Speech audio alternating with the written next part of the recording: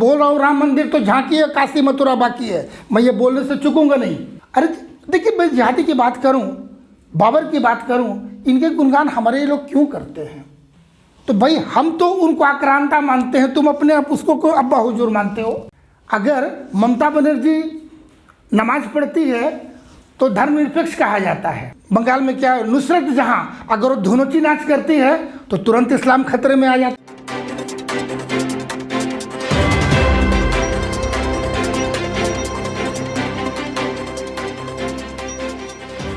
नमस्कार, मैं गौतम वैद्य, thunder news में आप तमाम जितने भी हमारे थंडर न्यूज के दर्शक हैं उनका बहुत बहुत मैं स्वागत करता हूं।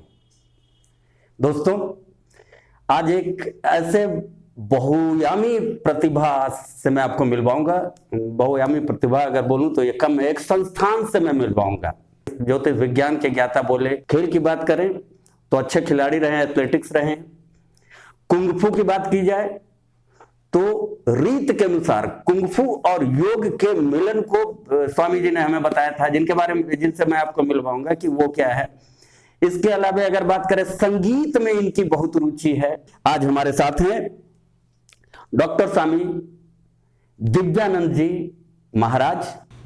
सबसे पहले पुनः आपको भी मेरा नमस्कार, प्रणाम, और विशेषकर आप सभी को मेरा बारंबार नमन, प्रणाम बहुत आप सबों को। गौतम जी ने जितनी प्रशंसा शायद कर दी, शायद मैं उतना वैसा शख्सियत नहीं हूँ, लेकिन फिर भी आपकी प्रशंसा मैं चाहूँगा, जहाँ भी मेरे जीवन में कमी है वो पूरा करता रहूँ, जो मेरे से आशा लोग करते हैं समाज। हम कहते हैं श्री राम का अवतार पुनर्अवतार हो चुका है, और पहले हो चुका था, लेकिन विधिवत तौर पर पिछले 5 अगस्त को हमारे आदरणीय प्रधानमंत्री के करकमलों के द्वारा जो शिलान्यास किया गया, तो मंदिर में निर्माण हो गया, उसको शेप देना है। राम का काज करने वाले हनुमान जी, उनको कलयुग का देवता मानते हैं। कलयुग में अगर 2 ही साक्षात देवता हैं, एक तो महाबली हनुमान जी महाराज और एक सूर्यदेव, जिनको हम साक्षात दर्शन कर सकते हैं। और जहाँ श्री राम की बात हो वहाँ हनुमान जी किसी न किसी रूप में रहते हैं। तो वर्तमान परिप्रेक्ष्य में अगर देखें तो आप अभी कलयुग में जैसे हनुमान को बोले, अगर उनका हम दर्शन करना चाहें तो आप किनकी ओर इशारा कर रहे हो कि इन्हें देखो, इनमें हनुमान दिखेंगे? सारे जन भारत के एक एक बालक के अंदर में राम बसते हैं। क्या? और जहाँ राम है वहाँ तो हनुमान है। भाई श्री राम को क्या आवश्यकता पड़ी थी कि हनुमान से सहयोग लेने की? वो तो जगत के पालनहार है, तारनहार है। उन्हें क्या आवश्यकता पड़ी कि माता सीता को लाने के लिए हनुमान जी जाएं? लेकिन कलयुग के मानव को एक बहुत बड़ा लेसन देना था, सिखलाना था, इसीलिए वो अवतार लिए। देखिए, जब भी अत्याचार का पराकाष्ठा बढ़ जाता है तभी भगवान को अवतार लेना पड़ता है। श्री राम की चर्चा जितनी भी की जाए कम है। सारा जीवन, जिस बच्चा जब एक बालक का जब जन्म होता है हमारे समाज में, तो वहाँ सोहर भी गाते हैं, वहाँ राम का आता है। और 16 संस्कार में सारे जगह श्री राम की कहीं ना कहीं उनका समावेश है। और अंतिम क्षण जब मृत्यु की समय है, वहाँ भी राम नाम सत्य है की बात करते हैं। तो राम तो हमारे जीवन में रचे बसे हैं। आप विश्व हिंदू परिषद से जुड़े हुए हैं, बजरंग दल से भी आप जुड़े रहते हैं, प्रतिनिधित्व करते हैं। जुड़ना नहीं, प्रतिनिधित्व करना मैं कहूँगा। पहले तो मैं यही पूछ लूँ, आप क्या मानते हैं, हिंदू धर्म है? धर्म हमारा सनातन है, हिंदू जीवन पद्धति है जी। बोलचाल की भाषा में वो हिंदू धर्म बोल लेते हैं। जिसका जो काम है वही धर्म बन गया। हम यही काम कर रहे हैं, मेरे अंदर यही पीड़ा, यही वेदना है, और इसी वेदना के कारण हम कह सकते हैं कि एक जुनून सा माथे के अंदर है। मैं भगवान से प्रार्थना करता हूँ कि मेरे जीवन का कण कण समय माँ भारती की सेवा में, श्री राम की सेवा में और अब समाज की सेवा में जाए। दूसरा मेरे कोई आशा नहीं है। श्री राम की बात कर रहे थे, श्री राम मंदिर की बात आपने छेड़ी। जीवन में जिस दिन श्री राम का वहाँ पर अवतरण हो चुका, राम मंदिर के निर्माण के बारे में, उस दिन लगा कि अब जीवन में शेष कोई अभिलाषा नहीं रह गई है, अब मैं चला भी जाऊँ तो है। लेकिन लालच बढ़ जाता है, मानव जाति है, कहीं ना कहीं लालच बढ़ जाता है। कुछ दिनों पहले तक बोलते थे राम मंदिर की घोषणा होने के बाद अपने जीवन का तात्पर्य समाप्त, भगवान जब तक रखे चला जाऊं तो बहुत खुशी खुशी विदा हो जाऊं। लेकिन थोड़ी अब मैं एक्सटेंशन मांगता हूं भगवान से, जब तक हिंदू राष्ट्र नहीं हो जाता मैं नहीं जाऊंगा। हिंदू राष्ट्र से क्या मतलब है आपका? हिंदू राष्ट्र अगर हिंदू राष्ट्र हो गया तो आप ईसाई को निकाल देंगे यहाँ से, हिंदू राष्ट्र हो गया मुस्लिम को हटा देंगे यहाँ से? क्या आप हिंदू को तब आपने समझा नहीं है जी, गौतम जी? वही। हाँ देखिए, हिंदू कभी ऐसा हो ही नहीं सकता। हिंदू को समझना है, हिंदू पद्धति को समझना है। हिंदू हिंदुस्तान इतना सहिष्णु रहा है हमेशा कि हम सभी को झेलते रहे। हमें सिखाया गया ना कि एक गाल पे अगर तमाचा मारो तो दूसरा गाल प्रस्तुत कर दो, लेकिन अब परिभाषा बदलने की आवश्यकता है। लेकिन अब जो है आदरणीय मोदी प्रधानमंत्री जी महोदय, इन्होंने ऐसा करके दिखाया है कि अगर एक गाल पर आंख भी उठाओगे ना तो घर घुस कर मारेंगे। तो मोदी जी से बस ये बात है कि हमारे देश की शान बढ़ाए हैं। पूरे विश्व में देखिए भारत के सम्मान क्या बढ़ा है, पहले क्या स्थिति थी और आज क्या स्थिति भारत की स्थिति बनी है। तो फिर आज के तारीख में ये क्यों होता है? कभी मोदी जी ने एक कानून बनाया CAA, आपने रोड घेर लिया, पूरे शहर को जाम कर दिया। अभी जो वर्तमान में आप देखें कृषि कानून, किसान आंदोलन, ये तो मुखौटा लगा कर आए हैं किसान का। आपने बोला ना कि वो तो खेत में काम कर रहे जी, हैं किसान तो और अभी भी देखिए कि यहाँ पर अभी ट्रैक्टर जुलूस निकालेंगे। उन्हें शर्म नहीं आती उन लोगों को? या ऐसे देशभक्त हैं, ये भारत के नागरिक हो सकते हैं क्या? ये सिर्फ विध्वंस, लाल किले पर इस तरीके से अत्याचार करना। लाल किला क्या भारत का आइकॉन नाक है? यानी भारत के ऊपर आपने प्रहार किया है, ये अक्षम्य है। चाहे आप CAA की बात करें, अगर किसी अच्छे मुसलमान से बात करें जो पढ़ा लिखा है, आप पूछिए वो नाराज हो तो, यदि वो समझा है तो। देखिए आज अगर ये कहने की पहले भी आपने बोला था, मैं बोलना चाहूँगा इस बात को, भारत के ऊपर कई प्रकार के षड्यंत्र का कुचक्र चल रहा है। अब कुछ विदेशी ताकतें हमारे ही अंदर से कुछ समुदाय को लगाकर, उनको भड़काकर, उनको एक मुखौटा लगाकर, कभी किसान के रूप में, कभी मुसलमान के रूप में, कभी CAA के नाम पर, कभी NRC के नाम पर, इस तरीके से बार बार ये पटाखा फोड़ते हैं। केवल विदेशी ताकतें या हमारे देश की भी ताकतें लगी? देखिए देश के अंदर तो कुछ तो ऐसे होते ही हैं। हमारे पीछे की पीढ़ियों में देखिए ना, ऐसे हमेशा हर युग में रहे हैं, हर युग में रहे हैं। वो नाम लेना अच्छा लगता नहीं है उस तरीके के। मैं थोड़ा अमर्यादित होगा, मैं तो कहीं बाहर बोल देता हूँ। मैं आपसे जितनी सरलता से आप पूछ रहे हैं, मैं कहने में संकोच नहीं करता हूँ। वो जयचंद के औलाद आज भी बैठे हुए हैं यहाँ। देखिए घर का भेदी, भले ही विभीषण को हम लोग इसलिए पूजते हैं कि वो श्री राम के भक्त थे, वो राम भक्त थे, सनातनी थे इसलिए। लेकिन शास्त्र में विभीषण की पूजा इसलिए नहीं होती है कि उन्होंने भाई से द्रोह किया है।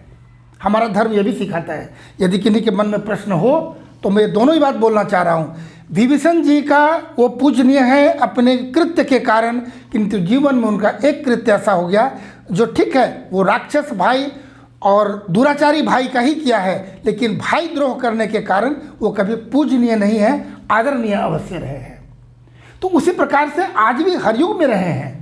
कहते हैं घर का भेदी ढंका डाले लंका डाहे। आज भी हमारे देश के अंदर में ऐसे लोग हैं जो कि देश को तोड़ने में लगे हैं। अंग्रेज समय में भी थे, मुगल साम्राज्य में भी लोग थे, तो हर युग में रहे, आज भी हैं। लेकिन अगर उनका मुखौटा हटाया जाए, अब तो देखिए ना लाल किला की 26 जनवरी की घटना के धीरे धीरे अब तो उसके परत तो खुल रहे हैं, अब आपके सामने आ रहे हैं ना। अब चाहे वो CAA की भी आप देखिए, लगभग मामला शांत हो गया। तो मुसलमान एक अल्पसंख्यक रहने के कारण उनके अंदर पता नहीं क्या दिखा, उनके अंदर में क्या सौम्यता, और लोग उनको बड़ा उपयोग करना शुरू किए। अभी इनके अंदर एक खराबी क्या है कि इनको बोल दिया गया और ये जुलूस निकाल के चल देते हैं, आग लगाओ। तो मैं तो ये कहना चाहूँगी, इनको ये कहाँ इस प्रकार से शिक्षा मिलती है कि बाल्यकाल से ही ये विध्वंस करो। मैं क्षमा चाह के बोलूँगा, एक ईसाई के घर में अगर एक बालक का जन्म होता है तो पहली शिक्षा होता है तुम एक मसीही बनो। चलिए अच्छी बात, अपने धर्म की आप सिखा रहे हैं। मैं गलत हो सकता हूँ, मैं कैसे बोलूँ आप गलत हैं। एक मुसलमान का अगर बालक जन्म लेता है तो उसे मोमिन बनना सिखलाया जाता है। भैया हिंदू ही है, हमारा बच्चा जब जन्म लेता है तो बोलते हैं मनुर्भव, मनुष्य बनो। और हम इतने काम करने के बाद आज भी हम मंच से भी बोलते हैं, एक सबसे पहला लोगों को शपथ दिलाते हैं। आप अगर मेरे YouTube पर जाकर देखेंगे तो मैं सैकड़ों जगह हमने ये दिखलाया है कि सबसे पहला एक अच्छा पुत्र बनो, एक अच्छा भाई बनो। आपने बोला भी रामचंद्र की चर्चा के बारे में, और एक अच्छा नागरिक बनो। यदि हम अच्छा नागरिक बनते हैं, देश के प्रति यदि हमारी भक्ति है, श्रद्धा है, तो हम देश की संपत्ति को जलाएंगे, तोड़ेंगे। और जो जलाता है, तोड़ता है, वो हमारा भाई कदापि नहीं हो सकता है, वो कभी नहीं हो सकता है। वंदे मातरम बोलने में आपको दिक्कत होती है। अरे वंदे मातरम का शाब्दिक अर्थ क्या है? अब ये भी जानने की आवश्यकता है, भारत माता की जय बोलने में दिक्कत, क्या आप अपनी माँ को सम्मान नहीं देते? हम भारत को उनकी गोद में खेल रहे हैं तो हम उनको माँ बोल रहे हैं, इसमें आपको अतिशयोक्ति कहाँ है? हिंदुस्तान में जितने रहने वाले सभी हिंदू हैं जी, उनकी जीवन पद्धति, उनकी पूजा पद्धति अलग हो सकती है, और उससे बड़ा प्रमाण जो थोड़ा तीखा हो सकता है, कई पीढ़ी के ऊपर आए, चाहे वो ईसाई हो चाहे मुसलमान हो, भी सब मैं भारत की बात कर रहा हूँ, उनके पूर्वज हिंदू थे और उनको बड़ा अत्याचार हुआ उनके ऊपर। अपने पूर्वजों का अत्याचार निकालने का, उनका प्रतिशोध लेने का बहुत अच्छा समय है आज आपके सामने, जो हमारे अल्पसंख्यक पक्ष के लोग हैं। हम तो बोलते हैं कि आप अगर हमारे पूर्व राष्ट्रपति अब्दुल कलाम की तरह अगर आप रहते हैं तो हम आपको गले लगा लेंगे, लेकिन आप मेरे खिलाफ करेंगे, हम आपको कभी हम स्वीकार नहीं करेंगे। खिलाफ ही ना करें, उसके लिए साधु सन्यासी जिनकी मुख्य भूमिका होती है आदिकाल से, हम तो प्रारंभ से करते आ रहे हैं। आप मिलने को तैयार कहाँ होते हैं? आप ये तो स्वीकार कीजिए कि हमारे पूर्वज हिंदू थे। अरे दादा नहीं तो परदादा का नाम उठाओगे तो लखनलाल ही निकलेगा नाम ना। तो आपको काफिर मानते हैं, तो वही तो बता रहा हूँ ना, जो ये काफिर और काफिरों के साथ क्या व्यवहार होना चाहिए ये बताया गया। क्या कहते हैं इस्लाम ये सिखलाता है? मैं तो मानता हूँ कोई भी धर्म किसी को गलत नहीं सिखलाता गया, या तो आपको गलत सिखलाया गया है या आप गलत सीख रहे हैं। आपको देश के प्रति भक्ति नहीं है, अपने पूर्वजों के प्रति भक्ति नहीं है। आपके पूर्वजों के गले पर गर्दन पर तलवार रख के आपको धर्मांतरित किया गया था, और आप दूसरी भाषा आज बोल रहे हैं। मैं तो बोलता हूँ कि सबसे अच्छा प्रतिशोध लेने का समय आपके ऊपर है। अरे उस समय क्या था, जिनको जान प्यारी थी वो धर्मांतरित हो गए, और जिनको आन प्यारी थी वो शहीद हो गए। तो उनके वंशज आज चल रहे हैं और अपना पंथ चला रहे हैं। मैं तो गले लगाने को तैयार हूँ। धर्म के आधार पर देश का बंटवारा हुआ था ना, तो वहाँ सिर्फ मुसलमान चले गए, हिंदू, और यहाँ हिंदू बच गए। हम मिला के क्यों रखें? बहुत बड़ा प्रश्न मैं छोड़ना चाहूँगा सबों के बीच में। जब 1947 में देश जब आज़ाद हुआ और जब पार्टीशन हुआ, बंटवारा हुआ, तो पाकिस्तान में हिंदुओं की संख्या कितनी थी और यहाँ मुसलमानों की संख्या कितनी थी? आज पाकिस्तान में हिंदू कितने बच गए हैं? मैं प्रश्न करता हूँ कि वो सारे हिंदू कहाँ चल गए? ये अच्छी बात। और यहाँ हिंदुस्तान में जितने मुसलमान थे, इनकी संख्या इतनी कैसे बढ़ गई? ये लव जिहाद करते हैं, लैंड जिहाद की बात करते हैं। मैं सब मुसलमानों की बात नहीं कर रहा हूँ, मैं जिहादियों की बात कर रहा हूँ। और जो सच्चे मुसलमान हैं, जो भारतीय मुसलमान हैं, मैं तो कहता हूँ आपको भी मेरे साथ काम में आना चाहिए। कदम से कदम मिला लें। हम और आप अगर मिल जाते हैं जैसे आपने बताया मिलकर, तो हम देश हमारे ऊपर कोई आंख नहीं उठा सकता है। आपको लज्जा होनी चाहिए, आपको चिंता होनी चाहिए कि आपके देश के ऊपर कोई कैसे कुदृष्टि रखता है। आप इस देश में रहते हैं, आप जाकर बाहर देखें आपको क्या सम्मान मिलता है। भारतीय बनने का सम्मान मिलता है, कहीं मुसलमान और ईसाई होने का सम्मान नहीं। ये बात तो अभी हाल में हमारे गुलाम नबी आज़ाद जी पार्लियामेंट में उन्होंने जब कहा, बताया अभी था, भावुक हो गया था उस वक्त जब उन्होंने कहा कि मुझे गर्व है कि मैं मुसलमान हूँ, और उससे ज़्यादा गर्व है कि मैं भारतीय मुसलमान हूँ, और विश्व में अगर कहीं सबसे सुख चैन अमन से सुरक्षित का स्थान है तो बिल्कुल वो भारत में है। ये तो मुसलमानों को समझने की आवश्यकता है। वो भी एक है, एक मुस्लिम का आइकॉन है, एक पर्सनालिटी है, व्यक्तित्व है। उन्होंने कहा, और जिस समय जिस भावुकता से बोला, मैं तो उन्हें सैल्यूट करता हूँ। यहाँ से आज भी प्रश्न उठता है कि 26 जनवरी को पुलिस रोकी कैसे नहीं उन विद्रोहियों को। आज जो वो प्रश्न कर रहे, वही प्रश्न करते कि वो शांतिपूर्ण अपने पेट के लिए वो लोग आंदोलन कर रहे थे, उनके ऊपर पुलिस अत्याचार की है। लेकिन आज अगर सहिष्णु होकर केंद्र सरकार काम कर दी तो उंगली वहाँ उठ रही है। तो उंगली उठाने वाले तो ये तो उनका काम ही वही है। नहीं, वो तो बिल्कुल राजनीति था। वो चाहते थे कि किसी तरीके से किसानों पे आप एक एक एपिसोड उठाइए ना। मैं तो बोलूँगा, आपको सुनने में हो सकता है अच्छा ना लगे। मैं कहीं भी आप बताइए, रामनवमी के ऊपर में पत्थर चलते हैं ना जी, आप कभी सुना है मुहर्रम के ऊपर में पत्थर चलते हुए? कहीं पूरे विश्व की बात आप तय कर लें। ऐसा क्यों होता है? किसी को कहीं पर कई प्रकार के किए जाते, कहाँ ऐसा होता है? हम तो शस्त्र धारण करने वाले हैं। मैं गर्व से कहता हूँ हमारे सभी देवी देवताओं के हाथ में है शस्त्र, और एक सन्यासी एक माला धारण करता है। तो हम तो आज के परिप्रेक्ष्य में कह सकते हैं, एक हाथ में माला और दूसरे हाथ में भाला। हम किसी को मारने के लिए और अत्याचार करने के लिए हम नहीं चले हैं। अपनी सुरक्षा करना मेरा कर्तव्य है। गाय को गौ माता बोलते हैं, बहुत सीधी जानवर मानी गई है, लेकिन भगवान उन्हें भी सिंह दिया है अपनी सुरक्षा के लिए। तो हम अपनी सुरक्षा तो करेंगे। विवेकानंद बोले थे किसी देश को अगर बर्बाद करना है तो उसकी संस्कृति को नष्ट करो। आप देखिए हमारी संस्कृति को, भारतीय संस्कृति को अनुसरण पूरा विश्व करता रहा है। आज भी हम कोरोना काल में देखिए, कोरोना काल में जो भारत की पुरानी जो ट्रेडिशनल संस्कृति जितनी रही है उभर कर आया है और दूसरे देश माने हैं और कोरोना को मात दिया है और भारत को सलाम कर रहे हैं। लेकिन यहाँ रहने वाले लोगों को देखे, गद्दारों को, कि आज भी भारत के खिलाफ बात कर। ज्योतिष विज्ञान, खेल, संगीत, कुंफू, योग और भी कुछ कुछ होंगे जो नहीं बच रहे, इन सबों में आप सामंजस्य कैसे करते हैं, एडजस्ट कैसे करते हैं, कब किसको कितना से? इसके अलावा आप गृहस्थ आश्रम से भी हैं, घर परिवार भी हैं, बाल बच्चे भी हैं, और इतनी बड़ी जिम्मेदारी लेके एक तो गृहस्थ को चलाना, फिर ये सारी जो आपने उपलब्धियां हासिल करी है उन उपलब्धियों के लिए समय देना कैसे करते हैं?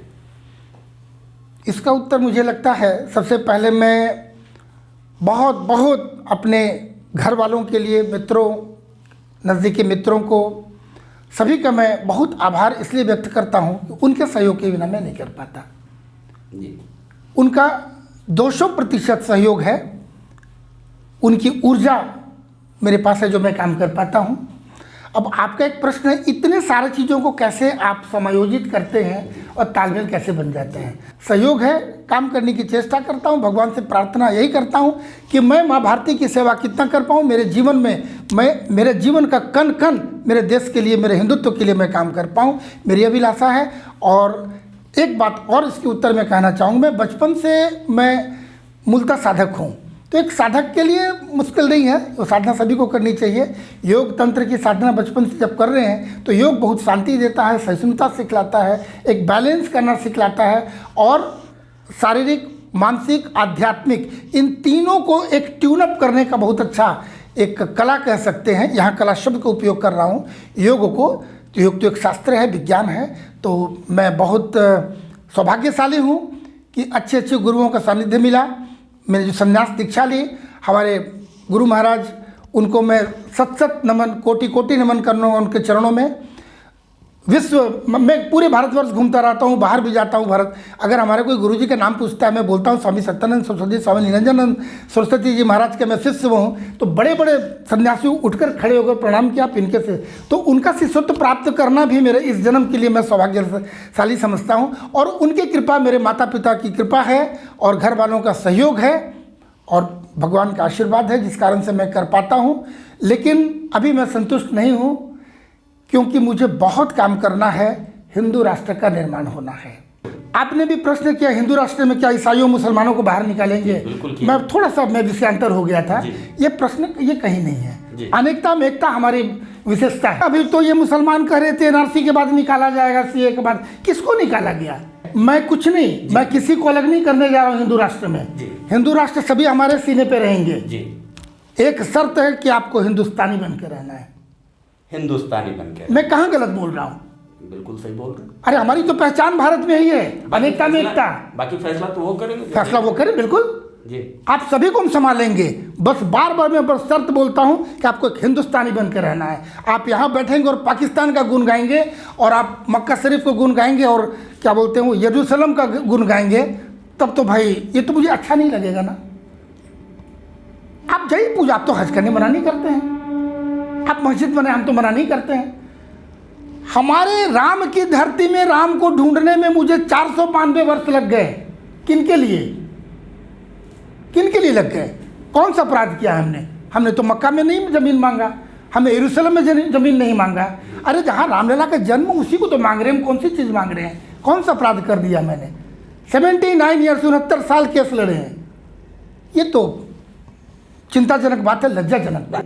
देखिए मैं स्वयं ही एक बात बताऊं, मैं इंडियन आर्मी के साथ कमांडो ट्रेनिंग किया हूं। मैं स्व प्रशंसा नहीं कर रहा हूं, क्षमा चाहकर, कि वहां लगता है अगर 28 दिन तो 28 मौत देखा हूं, कल का सूरज नहीं देखेंगे, प्रतिदिन यही लगता था। इतनी सख्त ट्रेनिंग होती है। बस मैंने एक सिखलाया जाता है कि एक पत्थर वत्थर को छोड़ के कुछ भी खा सकता है कमांडो। वो प्रशिक्षण प्राप्त करने के बाद मेरे जीवन में एक अजीब शक्ति आई और वो एक अनुशासन आया जो आज भी अंदर है। लेकिन मैं समझता हूँ जितना कुंफू आर्टिस्ट को आप जिसे समझ रहे हैं, तो मैं एक बात और स्पष्ट करना चाहूँ। एक फाइटर, कई प्रकार के कलाएं हैं जो हमारा कला रहा है। मैं अपने गुरु से जो मैंने कुंफू आर्ट सीखा था, इसके समकक्ष दूसरे भी और कई आर्ट होते हैं जहाँ मारधाड़ लगता है। कुंफू में कई मारधाड़ नहीं, पूरा अध्यात्म है, एक कला है स्वयं की सुरक्षा का, और बहुत आक्रामक है। बहुत डेडली है, लेकिन एक कुंफू फाइटर कभी किसी के ऊपर हाथ नहीं उठाता है जब तक मेरे या किसी के ऊपर जान के ऊपर खतरा ना आ जाए। सुरक्षा के अलावा छोटी मोटी बात पे वो फाइट नहीं करता है। मैं तो निवेदन करूंगा दर्शकों से कि अपने जितने अभिभावक हैं, अपने बच्चों को हम कैसे शिक्षा दे रहे हैं, और विशेषकर पुनः हम सनातन संस्कृति पर आ रहे हैं। जो जिस धर्म को मानने वाले हैं, मेरे धर्म को नहीं कि आप दूसरे धर्म को मैं मनाना चाहूँ, धर्म की शिक्षा अवश्य देना चाहिए। हम इस्लाम की बात कर रहे थे, इस्लाम में सही शिक्षा नहीं दिया जा रहा है। कभी मुसलमान ऐसा हो नहीं सकते कि विध्वंसकारी हो। यदि मुसलमान कुछ वर्ग ऐसा कर रहा है तो उन्हें मिसगाइड किया जा रहा है। वो भी बड़ी सरल है, वो भी हमारे बीच के ही हैं, कहीं भटक गए हैं। मैं उनके प्रति कहीं ऐसी मेरे को दुर्भावना नहीं है, लेकिन जो जिहादी हैं उनको तो मैं बार बार बोलता हूँ और मैं रोक नहीं पाता हूँ। मैं तो निवेदन करूँगा यहाँ के मुसलमान भाइयों से भी कि आप भी वैसे वर्गों को चिन्हित करें और समाज में उन्हें उस प्रकार से उनका ट्रीटमेंट होना चाहिए कि समाज को खराब न करें। अरे देखिए, मैं जिहादी की बात करूं, बाबर की बात करूं, इनके गुणगान हमारे लोग क्यों करते हैं? वो तो देश को लूटने आया था, क्रांता था। और लूटने किसको आया था? हिंदुस्तान को लूटने आया था, हिंदू को लूटने नहीं आया था, हिंदुस्तान को। वहाँ हिंदुस्तान में हिंदू भी थे, मुसलमान भी थे, सारे लोग थे, सभी लूटे गए थे। तो भाई हम तो उनको आक्रांता मानते हैं, तुम अपने आप उसको को अब्बा हुजूर मानते हो? मैं तो ये प्रश्न करता हूँ, आप भी मानो ना। इस प्रश्न का जवाब मैं लूंगा, अवश्य मैं मिलूंगा उनसे भी जाके। हाँ, आप मिलना चाहिए। आपके प्रश्न को मैं उनसे बताऊंगा, आना चाहिए समाज में, सभी के बीच में इसका ये मंथन होकर वो मक्खन आनी चाहिए, वो अमृत निकलना चाहिए। हमारा समाज क्यों बिगड़ रहा है? सोने की चिड़िया भारत माने जाने वाली देश किसके ग्रहण लगे, किसकी नज़र लग गई? क्या जहाँ भाई भाई बन के भी लोग लड़ रहे हैं, हिंदू मुसलमान लड़ रहे हैं, ज़मीन के लिए लड़ रहे हैं, और क्या क्या नहीं हो रहा है। तो हमारे देश को संभालने की आवश्यकता है और सभी को, सभी वर्ग के लोगों को आने की आवश्यकता है। यदि एक संत आगे चल पड़ा है तो जितने मुस्लिम धर्मगुरु हैं, ईसाई धर्मगुरु हैं, मैं उनसे भी निवेदन करूँगा, आप भी तो 2 कदम आगे आइए। आप तो कभी प्याऊ नहीं चलाते हैं, कहीं अनाथालय नहीं खोलते हैं, किसी प्रकार का आपदा आती तो आपको कहीं वहाँ दर्शन नहीं मिलता है। क्या भैया सिर्फ एक हम ही ठेका ले रखे हैं? आप कहीं भी देखें कोई घटना घट गई और तुरंत के आरएसएस वाले वहाँ खाना पहुँचा रहे हैं, हमारे सेना लेट जाते हैं और अपने ऊपर से पुल बना के लोगों को पार कराते हैं और उधर पहुँचाकर फिर वो पत्थर मारते हैं। ये कौन सी नीति है?